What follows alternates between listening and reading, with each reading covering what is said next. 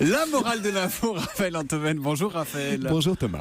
Tout ce qui ne tue pas me rend plus fort. C'est de Nietzsche et c'est François Fillon qui l'a cité lors d'un meeting à Nîmes, c'était la semaine dernière. L'occasion pour vous Raphaël de revenir sur la phrase qui est de loin la plus connue du philosophe allemand. Oui, c'est au tout début du Crépuscule des idoles que Nietzsche rédige cet apophthegme. Apophthegme. Oui, enfin une maxime si vous voulez. Et pourquoi vous dites pas Maxime comme tout le monde? Parce que Maxime, c'est Snob, Maxime alors. Switek. Hein. Oh Donc je non. dis apophthegme, ce qui veut dire la même oui, c'est pas chose. pareil. Bon, alors, non.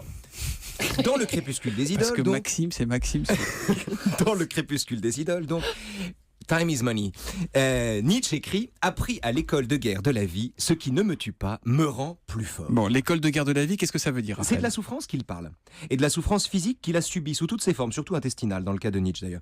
De l'insomnie à la diarrhée, de la diphtérie à la dysenterie, en passant par les hémorroïdes, la constipation et même les flatulences qui lui empoisonnent les narines. Et si tout ça rend Nietzsche plus fort, c'est parce que ça ne l'a pas tué qu'il en a guéri, c'est Eh ça? bien, pas du tout. Au contraire, Nietzsche a été malade toute sa vie et il n'a jamais guéri. En général, on entend ce qui ne me tue pas me rend plus fort comme un synonyme de la résilience, comme une façon de récupérer et de s'endurcir, de revenir à l'assaut tel Rocky Balboa, plus fort, mieux armé, plus déterminé que jamais, après s'être remis d'un sale coup. Or, Nietzsche ne dit pas du tout ça. Mais alors que veut dire cette phrase? Si ce qui ne le tue pas le rend plus fort, Mhm. c'est que la souffrance est aux yeux du philosophe un outil de connaissance. Un outil de connaissance, mais que nous apprend la souffrance? Eh bien, la Raphaël souffrance, aux yeux de Nietzsche, nous apprend le non-sens de la souffrance. Il n'y a aucun intérêt à souffrir. Mais pour le savoir, il faut avoir souffert pour rien. Il faut avoir éprouvé dans sa chair l'absurdité d'un estomac qui se tord ou d'un cerveau qui brûle pour échapper à la tentation si répandue de s'infliger des souffrances en croyant bêtement que ça nous vaudra d'entrer au paradis.